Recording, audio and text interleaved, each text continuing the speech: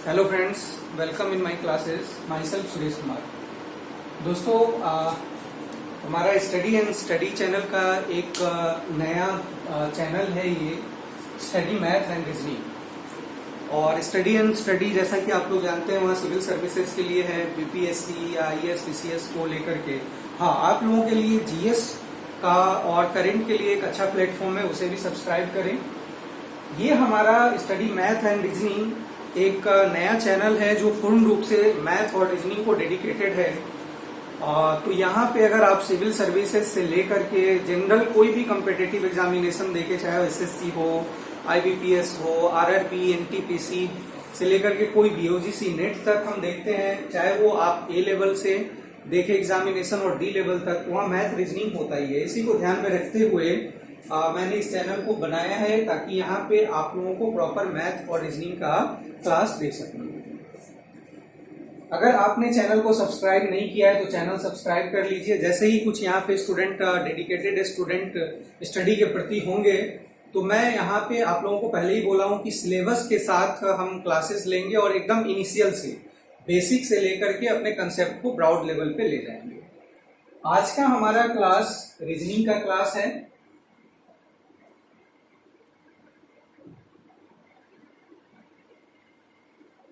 दोस्तों, अभी जो मैं क्लास आप लोगों को दे रहा हूं यहाँ पे इस तरह से, ये एक तरह से लोगों का डिमांड होता है हमेशा। जब हम कोचिंग में भी पढ़ाते हैं तो लोग कहते हैं कि सर कुछ ट्रायल क्लासेस होनी चाहिए। तो ट्रायल क्लासेस के तौर पे ही अब मान ले यहाँ पे भी लोगों में एक कंसेप्ट होता है कि देखें ट्रायल क्लास क्या है। तो उसी हिसाब से अभी मैंने मैथ के लिए प्रैक्टिस दिया था सेट, और इसी तरह से अभी प्रैक्टिस सेट कुछ आएगा जहाँ पे आपको ब्रॉड एरिया को मैं कवर करके क्वेश्चन लेकर के आता हूँ। रीजनिंग का भी मैं प्रैक्टिस सेट लेकर के आऊंगा जहाँ पे कई सारे टॉपिक के क्वेश्चंस होंगे।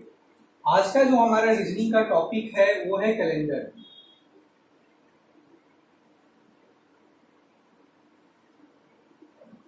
देखिए, कैलेंडर का हम बेसिक कंसेप्ट क्लियर करेंगे। आप लोग चैनल सब्सक्राइब कर लीजिए ताकि नियमित क्लास आप लोगों को मिल सके।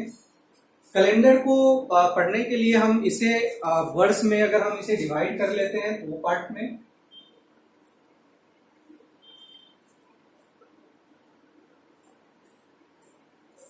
एक हम लिख लेते हैं लीप ईयर, दूसरा है जनरल ईयर।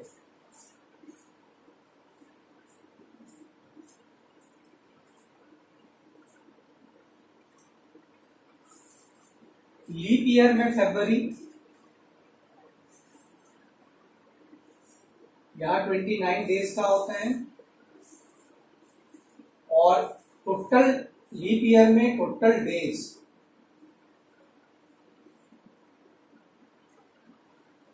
366 डेज होते हैं।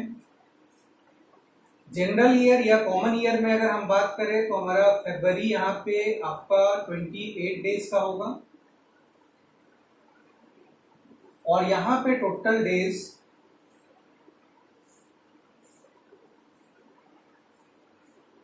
365 का होगा। ध्यान रखेंगे, यहाँ पे हमने देखा कि लीप ईयर और जनरल ईयर में, तो लीप ईयर में फरवरी हमारा 29 है, टोटल डेज 366 है। यहाँ पे 28 है तो 365 है, क्योंकि 28 और 29 में एक अंतर है, तो इसी तरह से वर्ष के टोटल डेज में भी एक का अंतर आएगा। तो सामान्य वर्ष में हमने देखा कि जहाँ 365 दिन है वहीं लीप ईयर में 366 दिन है। अब एक परसेप्शन भी ये है लोगों में, कॉमन थॉट भी है कि लीप ईयर प्रत्येक 4 साल बाद आता है, मतलब leap year repeated after 4 years. प्रत्येक 4 साल के बाद लीप ईयर का रिपीट होता है। तो मेरा एक क्वेश्चन है यहाँ पे कि अगर प्रत्येक 4 साल के बाद लीप ईयर का रिपीटेशन होता है, तो एक क्वेश्चन है कि मान लो एक व्यक्ति अपना जन्मदिन 29 फरवरी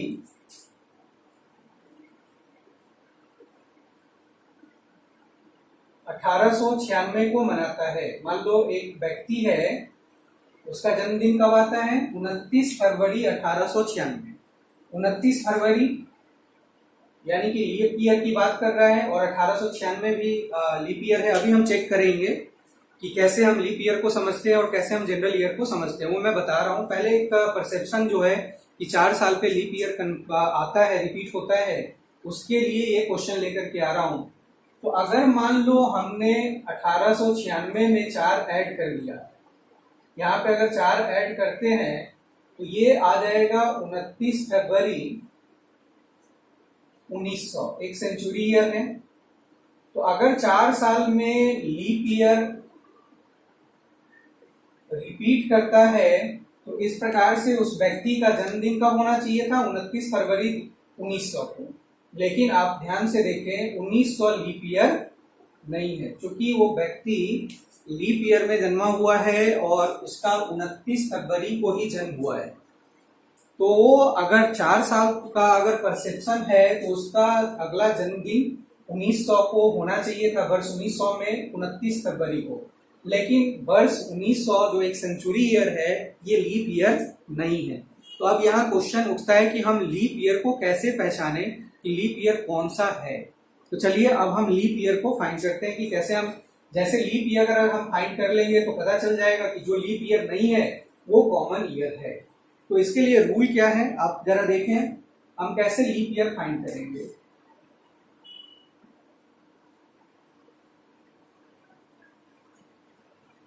लीप ईयर में भी हम 2 तरह के लीप ईयर ले लेते हैं।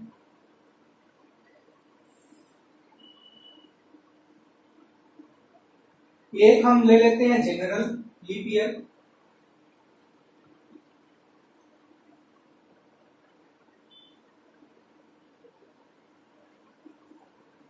और दूसरा हम ले लेते हैं सेंचुरी।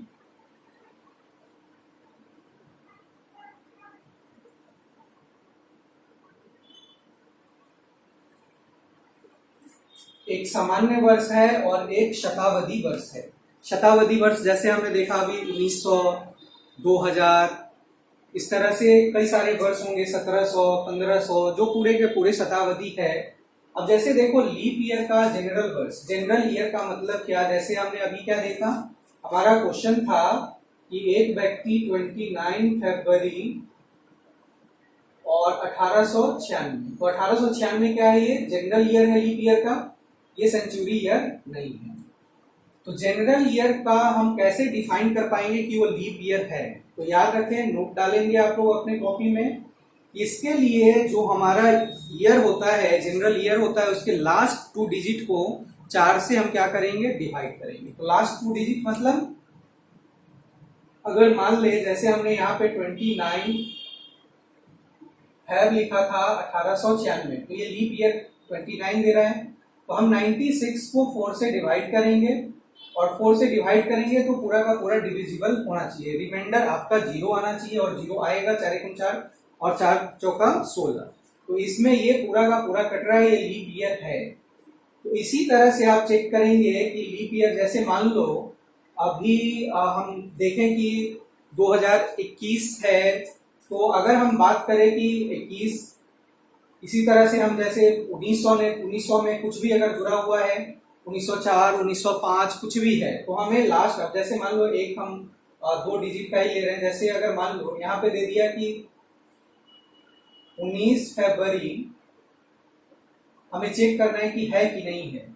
अगर लिखा हुआ है 19 फरवरी 1905, 1905 04 है या 05 है, तो यहाँ 05 है, और लास्ट 2 डिजिट को हम डिवाइड करेंगे 4 से, ये डिविजिबल नहीं है, रिमाइंडर 1 आएगा, इसका मतलब ये लीप ईयर नहीं है, और ये कैसा ईयर है, जनरल ईयर है। उम्मीद करता हूं कि आपको समझ में आ गया होगा। लीप ईयर में जो सामान्य वर्ष है उसके लास्ट के 2 डिजिट को 4 से डिवाइड करिए, नोट कर लीजिएगा कॉपी में, और रिमाइंडर आपका 0 आ रहा है, शेष कुछ भी नहीं, मतलब पूरा का पूरा वो कट जाए, टर्मिनेटेड है, इसका मतलब वो वर्ष कैसा है, लीप ईयर है। अब इसी तरह से देखिए सेंचुरी में, सेंचुरी वर्ष का अभी जैसे मैंने बात किया कि 29 फरवरी, क्योंकि हमने क्वेश्चन दिया था कि 29 फरवरी 1896, तो एक परसेप्शन है कि 4 साल बाद, तो 1896 में 4 जोड़ेंगे तो 1900 हो गया। तो क्या 1900 लीप वर्ष है? और अभी मैंने बोला था नहीं। तो कैसे चेक करेंगे? तो यहाँ पे आप लोग अपने कॉपी में नोट करिए कि सेंचुरी ईयर लीप ईयर है या नई है उसको चेक करने के लिए सेंचुरी ईयर को हम 400 से डिवाइड करते हैं। कितना से डिवाइड करेंगे? 400, मतलब 1900 डिवाइडेड बाय 400, तो 0 0। ये टर्मिनेटेड नहीं है, इसमें रिमाइंडर 0 नहीं आएगा। 19 को अगर 4 से भाग करेंगे तो पूरी तरह से विभाजित नहीं है और इस प्रकार ये लीप ईयर नहीं है। अब जैसे मान लीजिए अभी हमने ये देखा कि यहां पर मैंने पहले ही बोला कि जैसे 1896 का 19 फरवरी को है जन्मदिन, तो वो 1900 में 29 फरवरी वर्ष 1900 में जन्मदिन नहीं मना सकता। आपने देख लिया, क्योंकि 1900 एक जनरल ईयर है, लीप ईयर नहीं है।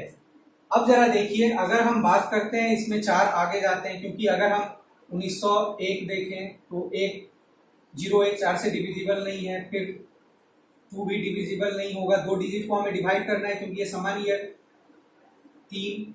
फिर अगर हम 1904 ले लें तो ये 4 से डिविजिबल है। इसका मतलब है कि 29 फरवरी 1904 को उस आदमी का दोबारा बर्थडे आएगा। आपने समझा?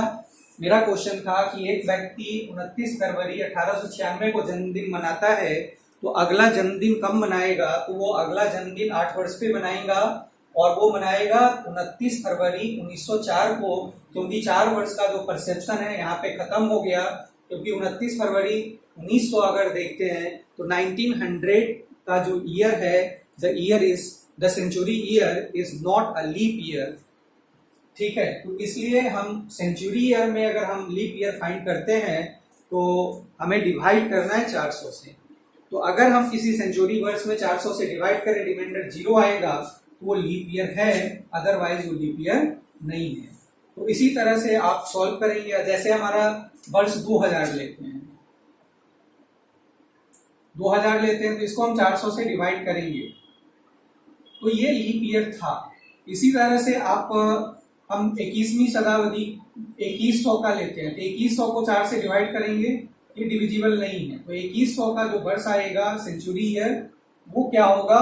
ये लीप ईयर नहीं होगा। तो मेरा कहने का मतलब कि अगर हम ईयर को देखें तो एक लीप ईयर में भी जनरल ईयर होगा, जैसे 1896 है, 1905, 1906, 1910, 20, 50, 1999 तक। लेकिन 2000 जैसे है तो 2000 एक सेंचुरी ईयर है।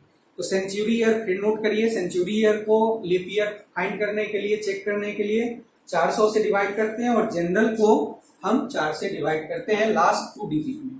लास्ट 2 डिजिट डिवाइडेड बाय 4, अगर रिमाइंडर 0 है तो वर्ष लीप ईयर है। सेंचुरी ईयर में 400 से डिवाइड करेंगे और वो पूरी तरह से कट जाता है, तो इसका मतलब वो लीप ईयर है। आपने समझ लिया, तो आपने पहचाना कि कौन सा लीप ईयर है और कौन सा जनरल ईयर है। यहाँ पे देखिए कुछ चीजें और मैं आपको बताऊं। जैसे एक होता है ऑड डेज, कि हम ऑड डेज कैसे फाइंड करेंगे, जिसे हम कहते हैं विषम दिनों की संख्या। ऑड डेज, हमें ऑड डेज निकालना है, यानी कि विषम दिनों की संख्या।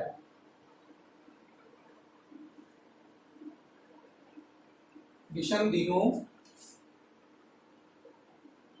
की संख्या। अब ये ऑड डेज होता क्या है? आप सबसे पहले समझे कि ऑड डेज किसे कहते हैं। तो ऑड डेज हम उसे कहते हैं कि जो अपना सप्ताह पूरा नहीं कर पाता हो, उसे हम क्या कहेंगे? ऑड डेज कहेंगे। जैसे देखो, मान लो हमारे पास एग्जाम्पल है कि कुछ दिन दे देगा आपको। जैसे मान लो कि हमारे पास एक क्वेश्चन दे दिया, एक सिंपल सा क्वेश्चन दे रहे हैं, 10 डेज। 10 डेज है, क्वेश्चन पूछेगा कि how many odd days are in 10 days. 10 दिनों में विषम दिनों की संख्या कितनी है? तो आप नोट करके लिखेंगे कि विषम दिनों की संख्या वो होती है जो अपना सप्ताह पूरा नहीं कर सकता। मतलब कि वो दिन जो अपना सप्ताह पूरा नहीं करता, यानी कि विषम दिन क्या होता है? The day which not complete their week, यानी जो अपना सप्ताह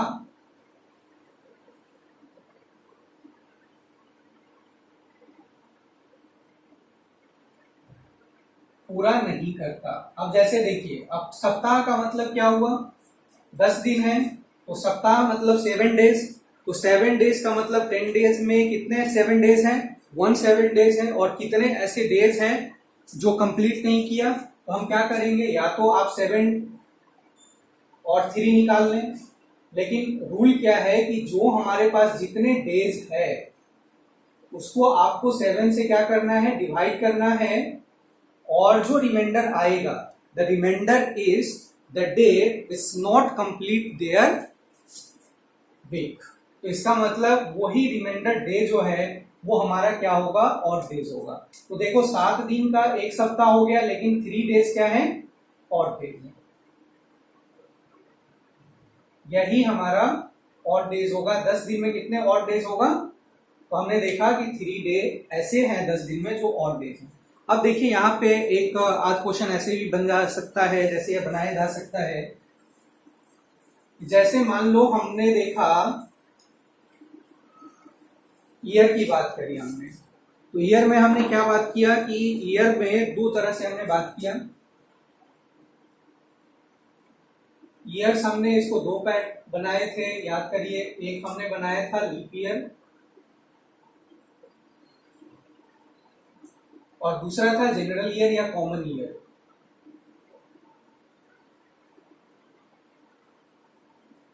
जनरल ईयर और कॉमन ईयर। अभी मैंने बताया था कि लीप ईयर में कितने दिन होंगे, तो लीप ईयर में मैंने बोला था कि फरवरी 29 डेज का होगा, और इसके कारण क्या हो जाएगा, लीप ईयर 366 डेज का हो जाएगा। तो अगर हम बात करें लीप ईयर में, तो एक साल में कितने डेज हैं, ये हमारे हैं 366 डेज, 366 डेज है यहाँ। तो अब क्वेश्चन बनेगा कि एक लीप वर्ष में कितने ऑड डेज होते हैं। तो आप नोट करेंगे कि एक लीप वर्ष में ऑड डेज यहां पे अगर हम देखें तो क्या करना है हमें, 366 को 7 से डिवाइड करना है। 366 को आप 7 से डिवाइड करिए तो देखिए कितना आएगा, 7 पंचे 35, 7 दूनी 14, यानी कि 2 दिन एक्स्ट्रा बच जाएगा, 2 डेज। तो ध्यान दे, एक लीप वर्ष में इसका मतलब हुआ कि लीप वर्ष में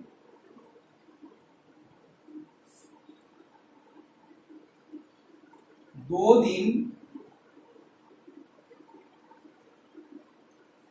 विषम दिन होते हैं।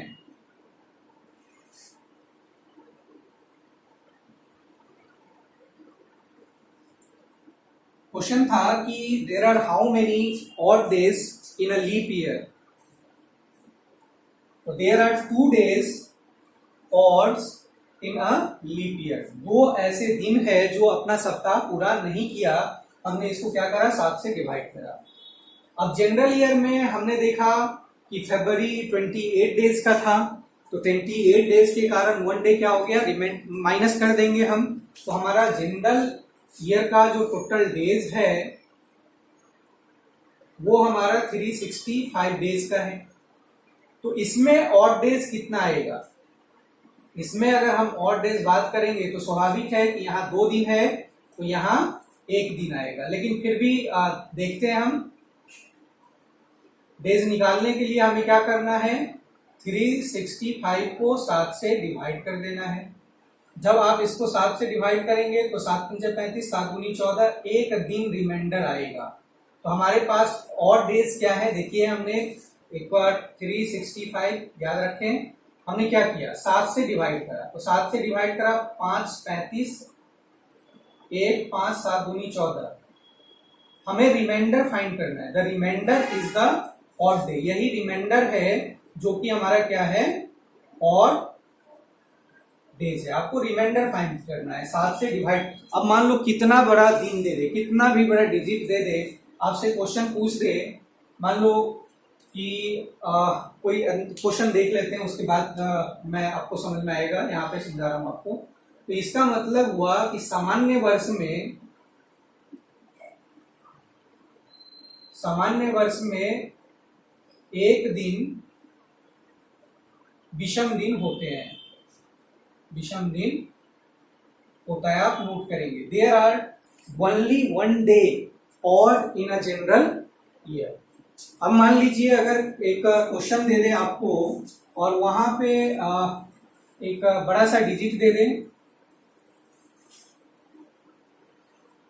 कुछ भी ले लो आपको, जैसे क्वेश्चन दे दिया 3, 6, 5, 4, 2 इतने डेज है,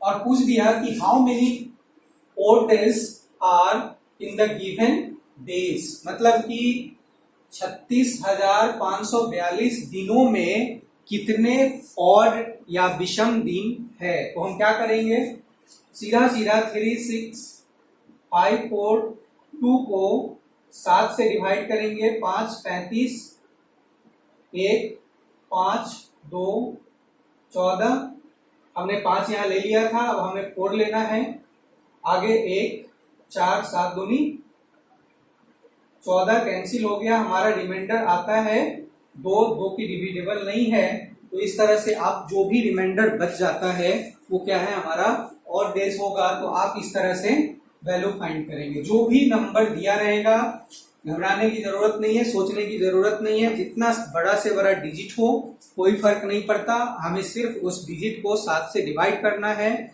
रिमाइंडर फाइंड करना है। The remainder is the odd day, जितना रिमाइंडर आएगा वो ऑड डे होगा। फिर चलिए नेक्स्ट क्लास में मैं क्वेश्चन पे आऊंगा, इसका बेसिक था ये, और मल्टी टाइप क्वेश्चन पूछेंगे, जैसे भारत का स्वतंत्रता दिवस जब भारत मनाया उस दिन को क्या दिन था, यानी 15 अगस्त 1947 का कौन सा दिन था, या इस पे एक मल्टी टाइप जो क्वेश्चंस पूछे जाते हैं उस तरह के देखेंगे। आपने अगर चैनल को सब्सक्राइब नहीं किया है तो सब्सक्राइब करिए, क्योंकि यहाँ पे हम शुरू से क्लास लेकर के आने वाले हैं, लेकिन इसका शर्त है कि कुछ हमें मेजोरिटी चाहिए, पढ़ने वालों की संख्या ज्यादा होगी तो हम एकदम बेसिक लेवल से क्लास लेकर के आ रहे हैं आप लोगों के लिए। मैथमेटिक्स में मैं आपको बता दूं, एडिशन, सब्ट्रैक्शन, मल्टीप्लिकेशन से शुरू करेंगे और तब जाकर के हम ब्रॉड लेवल पे आएंगे। इसी तरह से रीजनिंग का हर एक टॉपिक का हम एक एक पार्ट देखेंगे, काफी डिटेल से देखेंगे। जो आपके सिविल सर्विस में इसका जो सी सेट है उसकी भी तैयारी हो जाएगी, और जनरल कंपटीशन में मैथ रीजनिंग की तैयारी आपकी बहुत अच्छी हो जाएगी, ये मैं प्रॉमिस करता हूं। तो जल्दी से आप चैनल सब्सक्राइब कर लीजिए, मेरे साथ जुड़ जाइए। Thank you everybody, thank you watching for me.